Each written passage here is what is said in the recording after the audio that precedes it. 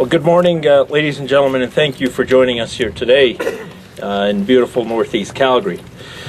Premier Jim Prentice, Education Minister Dirks, MLA Rodney, Associate Minister Wupa, MLA Amiri, thank you very much for being here. We have exciting news to share this morning. I'd first like to start out by saying thank you to the team at the Genesis Center who assisted in setting up today's event. As you can see, this is a real hub for Northeast communities and a project and a center that we are all very, very proud of. And a special thank you to school board representatives here from the Calgary Board of Education, the Catholic Board of Education, and some charter schools as well, such as the Foundations for the Future Charter Academy. On behalf of myself and all our colleagues, we want to thank you for your continuing efforts working towards the new schools and the modernizations. Like this new high school being built behind us, which is expected to open for as many as 1,800 students in September of 2016, this new high school is one example of more than 230 school capital projects underway throughout the province to be completed over the next 3 years.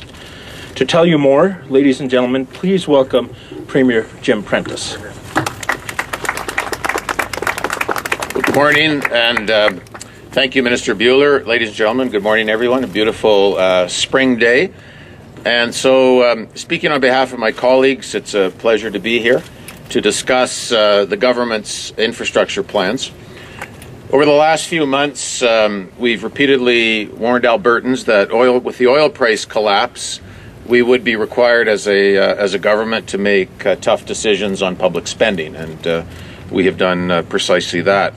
However, we've also been very vocal about the need to continue to deal with Alberta's continuing population growth, and I would point out that even in this challenging year, the population of our province will grow by some 80,000 people. So I'd like to put this in the context that if you visualize the city of Red Deer, it's essentially a city of that size coming to Alberta over the course of the next 12 months, notwithstanding a difficult economy. And we said that we would not respond to fiscal challenges with across-the-board cuts that would harm our ability to keep pace with the need for roads and schools and hospitals that Albertans depend on. We promised to maintain investment and also to protect core services. I think you saw this, proof of this in last week's budget, which reflected a balanced approach that would reduce the size of government, respond to the need for new revenue initiatives, and also use the contingency that we have as a shock absorber. But you also see proof of that today. And one of the areas where we are dealing with the most growth, of course, is in education. We anticipate that provincial enrollment in K-12 will increase over the next 10 years by roughly 12,000 students annually. 12,000 kids will need 20 new schools. There's no other way to do the math. 12,000 new students equates to 20 new schools in our province. And so we are continuing what is essentially the largest capital build-out to our knowledge in Canada and Canadian history in terms of construction of schools to keep pace with the rapid growth in population in our province. More than 230 projects are taking place across the province that will create about 78,000 new spaces. And as you're aware, these are being constructed in 3 phases, providing students with new or modernized facilities across the province. So to be specific, I'm pleased to announce that our government is investing $2 billion to finish the Phase 2 school projects that we unveiled last fall. Those dollars have been committed in the budget. These projects were initially funded only so far as planning. We've now designated funds to complete them because we know that the need for them is pressing in our province. This is confirmation that the government intends to keep pace with our growth and with our pledge to fund critical infrastructure. The money to construct the Phase 3 schools is part of the overall commitment to invest some $5 billion in educational infrastructure over the course of the 5 years in our 2015 to 2020 capital plan. And so you'll see the results here in Calgary, certainly. Phase 3 developments in the City of Calgary will total some 16 projects, which will add 10,350 new spaces for students. This will include 12 new schools, 8 of them public schools, 4 of them Catholic schools, as well as 4 modernizations of existing facilities, 2 of them in the public system, 1 in the Catholic system, and 1 of them a charter school. So we know that in fiscal terms, these are not the best of times for our province. That is, I think, clear to all of us. And while we expect low oil prices to persist over the course of several budget cycles, school jurisdictions, families, and communities can rest assured that we'll continue to maintain the flow of capital dollars to construct projects such as this that are behind me, which are schools that we need for our young people. We'll get them built. Anything less is unacceptable, and we know the consequences from our recent history if we fall behind on school construction. And so we are making progress. As Minister Bhullar mentioned, quite a bit of physical construction is actually underway. You can see this obviously behind us. This is a new high school, as everyone is aware, for Northeast Calgary. It belongs to actually the second phase of our infrastructure build. It's slated to open in the fall of 2016 with an initial capacity of 1,800 students. And thousands of other students are already benefiting from new or modernized facilities, upgraded schools across the province. Some 33 of the 232 schools are now opened. And so the reminder, I suppose, is that all of them are well on their way to completion over the course of the 3 years it takes to build a school. I know that Albertans have been looking for evidence of the construction of these schools. We certainly hear a lot of discussion about shovels in the ground. I think it's fair to say that it takes some 3 years to build a school. A great deal of that time is engaged in planning, and certainly that planning goes on and continues. Getting shovels in the ground is clearly the most visible step, but there's a great deal of work that goes on in terms of the design, the development, the approval process, the tendering, and the permitting. And so with spring arriving, I guarantee you that you will see a great deal of activity taking place on more and more construction sites across the province. And we anticipate that more than 100 school projects will open to students in the course of 2016. So Minister Dirks and Mr. Bhullar are empowered to proceed with this construction build, and they're committed to the work that they're doing, and I look forward to celebrating their construction milestones with families and communities and students who are affected. Thank you very much, ladies and gentlemen. Thank you.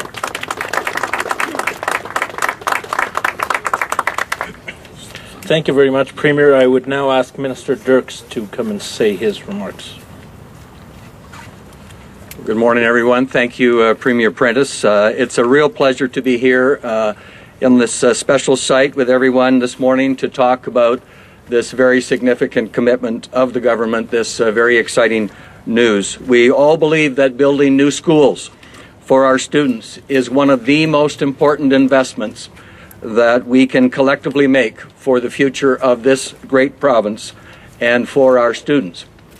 When a school is built, it impacts the entire community for generations, as this school behind us will do. Today's announcement celebrates the importance of quality education in our community. Schools act as a central hub for the entire community and are more than just a place of learning. They help bind the community together as it continues to grow. Schools also ensure that local students have a safe and caring place in which to learn. And our goal is to ensure that every student is given the tools that are necessary for them to thrive as citizens in the Alberta of the future. That's why we've embarked on this largest multi-billion-dollar capital school build in Canada's history. In Calgary alone, we've invested in 16 school projects which will ultimately create 10,350 new spaces. These Phase 3 school projects are expected to be completed as follows. 6 projects will be completed in 2016-17. 9 projects will be completed in 2017-18. And 1 project will be completed in 2018-19. These schools are in addition to the 30 Phase 2 school projects already underway in Calgary and expected to be completed in the beginning of 2016 through to 2018. I'm very confident that these new schools will inspire Calgary students to reach new heights of learning and provide them with opportunities to discover their passions and grow as our future leaders in the economy of tomorrow. Building a school is a tremendous undertaking, and I want to thank all of the partners who collaborate together to complete these projects. And I look forward to hearing about the wonderful work that will occur with all of these schools. And this special one behind us is a wonderful example of that today. So, Minister Bhullar, back to you.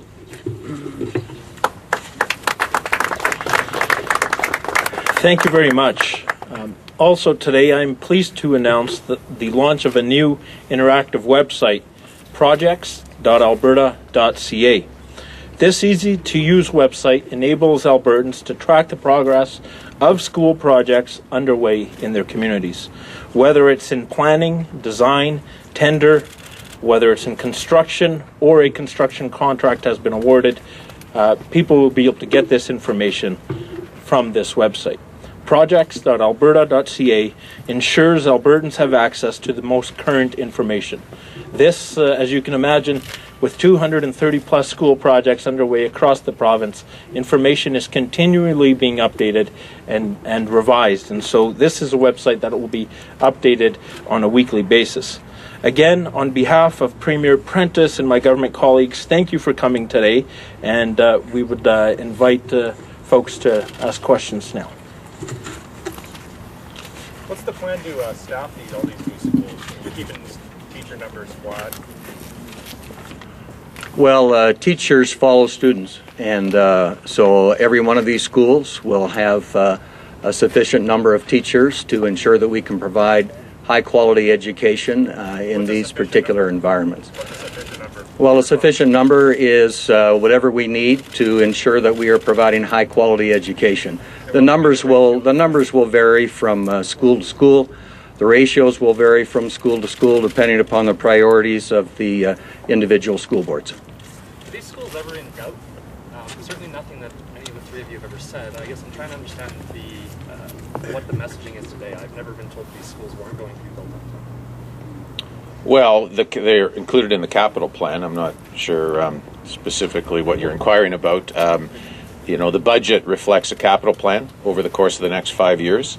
Reflects very significant build-out of capital in the province. As you know, I'm pretty passionate about education and about schools, and I've indicated throughout that we wanted to maintain the priority of school builds. But you can certainly access the budget and look at the capital plan and how the $30 billion will be invested over the next 5 years. The point today is that amongst those priorities are new schools. And so we'll stand by the commitment that's been given to build out these 232 projects over the course of the next 5 years across the province. I guess what I'm asking is between October and now, was there ever any doubt that these schools were going to be built? October when these schools were first identified? Well, certainly we received many questions about it, certainly. The priority, the capital plan that has just been completed reflects the priorities of the government in terms of the infrastructure that needs to be built. People have asked what's in the capital plan, what isn't in the capital plan. You'll find these school projects are included in the some $30 billion that will be invested in capital in this province over the course of the next 5 years.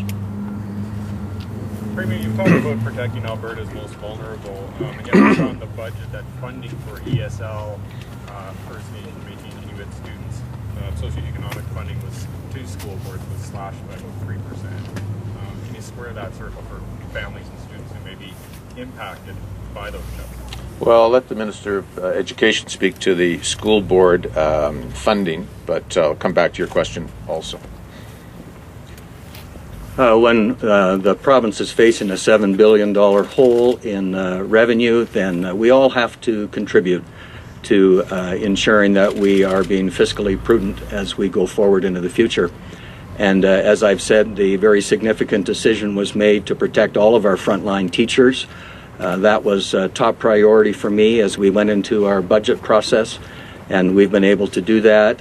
At the same time, school boards have to contribute like everybody else to the challenging situation that we find ourselves in, and so for them to make reductions in their non-teacher costs is something that we have asked of them, as all agencies of government are going to have to contribute. It's a modest reduction, and we are asking them to be creative, innovative, forward-thinking, manage their dollars in a way that will allocate those dollars in the best interest of students. School boards have about 40% flexibility in their overall budget beyond teacher costs, and so we're saying to them, use those dollars in the very best way possible. There are other funds that will be allocated for First Nations, but that's something for the future. And just to respond to your question as well, the budget has required tough choices. Over the course of the next 3 years, the province faces cumulative deficits of $20 billion that result from low oil prices. Dealing with this year, it'll be $7 billion, as you know. And so this has required tough choices. It's required a balancing of, firstly, using our contingency reserves of $6 billion. Secondly, it's required us to have new revenue initiatives. And thirdly, it's required us to cut spending over the course of 3 years. The way it's been done is in a balanced way. 38% of that of those total deficits that we face are reflected in cuts to the size of government, a total of some $8.6 billion over 3 years. Another 25% of that is reflected in new revenue initiatives that you're aware of over the course of those same 3 years. And we have and will essentially use the entirety of the contingency fund over the course of that same time, and that's about 37% of the total. So, this requires tough choices, and we've made them, and we're all going to have to work hard over the next couple of years. It's going to be a challenging time for our province, and certainly a challenging time in terms of our public finances. I'd like to ask you about the poll results that show the PC party essentially tied with the Wilds provincially, and the NDP seemingly surging in Edmonton well ahead. I mean, what are your thoughts on the poll results, and does this affect your plans to call an election? Well, I don't. I'll focus on doing the right thing for Alberta and for Albertans, and not on polls. Clearly this is a difficult budget. Clearly facing $20 billion in accumulated deficits over the next 3 years because oil prices have collapsed. The entirety of that shortfall relates to a loss of oil revenue in this province. We face tough choices. We've made those tough choices in the best way possible. We've balanced the need to cut government and at the same time increase revenue, and at the same time rely on our savings. And so it's a budget that reflects balance.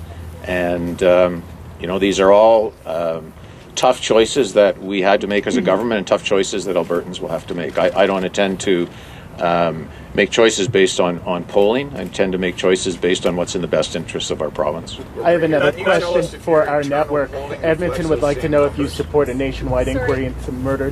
Gary, go ahead. Sorry, Gary. Sorry, your internal polling, can you share some of those numbers? Do they reflect the numbers that we're seeing today? Well, I'm certainly not going to share those here today, but we keep an eye on things. But listen, Gary, this is the immediate days following a very difficult budget. We know it's been a difficult budget for everyone. As I said, these are all tough choices that the government is presented with. Oil revenues in the province have collapsed, and it's taken our public finances with it in terms of about 20% of the revenue that the Alberta government has come to depend on. And so this budget is about the future. It's about getting off of the oil roller coaster. It requires, a little more from people who can afford to pay a little more, and it's required very difficult choices, which we've done the best job we can in terms of making. Is your government being unfairly blamed then? I mean, you're a victim of the circumstances. No, I wouldn't say that. We're responsible to administer the province. We'll do the best job that we can and try to make the right choices for Albertans. But I know that everyone in the province is familiar with the circumstance that we're in, and they know that there are many difficult, tough choices that have to be made, and we're trying to make them. We've made them with input from Albertans, and for sure I can tell you there are no easy solutions. No, there are no easy answers, and what it involves is our province reducing the size of government, increasing our revenue a bit, but reducing the size of government by almost $1,300 per citizen, and getting ourselves at the same time off of the oil roller coaster, which means that to build schools like the one behind me, we shouldn't have to watch OPEC meetings on television to decide if we're going to be able to continue or not. A question for Question from the Edmonton newsroom. The United States will unveil today their plan on greenhouse gas emission cuts. We're talking about emission cuts of 26% to 28% by 2015, related to the 2005 levels. So by 2050? By Did you 2025. Okay. So when will Alberta will unveil its objectives on greenhouse gas emissions? Well, we are working on that policy. Obviously, it's made more difficult by the financial circumstances that we're in and the circumstances that the energy industry faces. But I can tell you that we're making excellent progress. I can tell you this, that as well, we're very focused on meeting our 2020 targets, which involved reductions of 50 megatons. We believe that we are within striking distance of making our 2020 targets. We're currently engaged in the planning process for the 2030 targets. I'd also make the point that Alberta is in the energy business. It's one of the, along with agriculture, forestry, and tourism, one of the core industries of our province. And we should take a lot of pride, actually, in the steps that we're taking to reduce emissions. And I would pit Alberta's environmental regulations, including those relating to climate change, against any other jurisdiction in the world that produces oil and gas. And I think we measure up very well. And so, we intend to be a constructive partner in dealing with climate change. We're reducing our emissions. We're making investments in everything from carbon capture and storage to our universities that reflect the commitment to deal with this. Et peut-être un commentaire en français sur le récent sondage ce matin qui place le Wild Rose et le Parti conservateur sur la même avance avec 24% des intentions de vote. Ce n'est pas un enjeu. Je suis le chevalier de notre parti et le premier d'Alberta, et nous avons les travaux sur les Albertains. Our Edmonton newsroom as well would like to know if you would support a nationwide inquiry into murdered and missing Aboriginal women. As I've said repeatedly, and I think my, if there is going to be an inquiry, we're supportive of having an inquiry. My point, which I've repeatedly made, is that we're well aware of the circumstances of poverty and marginalization that affect First Nation and Aboriginal women. And we want to deal with the root causes. Certainly I've got no opposition whatsoever to a national inquiry if that's what's going to take place, but we're focused in making the investments, particularly in education, where we've been making great progress actually with the First Nation chiefs. And so, from my perspective, let's deal with the root causes and help Aboriginal women. Question for Rick Bell here. Yes, sir. What do you say to those people who disagree with you or are upset by the fact that you did not raise the corporate tax at the same time that you were raising other taxes and establishing other taxes? Well, because even Finance Minister Robin Campbell yesterday spent a long time in his speech trying to explain why the government did not do that. There seems to be some pushback. Sure. Well, a couple points I think that need to be made. Firstly, increasing corporate taxes right now in Alberta would be the wrong thing to do because it will cost us jobs. And I think it's surely clear to everyone who's here that there have been significant job losses in our province in the energy sector. It's important right now that we hang on to every job we can in this province. And so, we know from experience, we know from the experience of this country over the course of the last generation that if you increase corporate taxes, you reduce investment, you reduce jobs. And this is not the time to be costing ourselves jobs in this province. I would add to that, when people think of corporate taxes, we sometimes think of big energy companies. In fact, there are corporations across this province that reflect small business. Most of them do, in fact.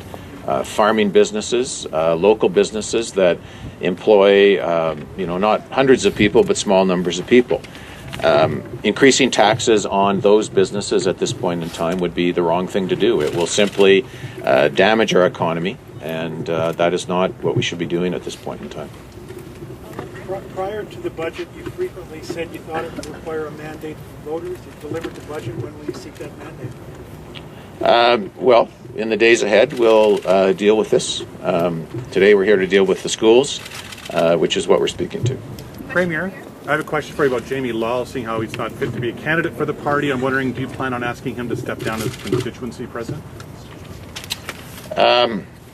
Well, we'll deal with that with Mr. Law. I was asked about this yesterday, and Mr. Law knows the reasons that he was vetted as a candidate. Only he can speak to those reasons. The question was whether or not he should be a candidate of the Progressive Conservative Party in the coming election. It's not a question of whether he should be involved as a volunteer in the party. That's an entirely separate matter. The point is that we have a process that ensures that we have in the candidate that we're not going to be struck by surprising circumstances. And the decision was made yesterday. Mr. Law knows the reasons, and you can certainly speak to him about those. There's no intent to ask him to step aside as a volunteer in any way.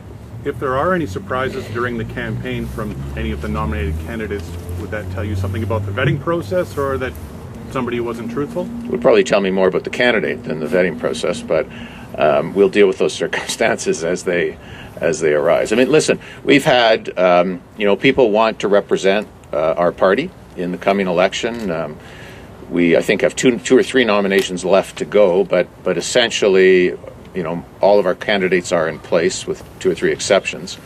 We've had several hundred people step forward to run for the party, and there have only been 4 or 5 people that have been vetted out. It's something that we do reluctantly and sparingly, and it's not a complete screening of every candidate in every contest in the province.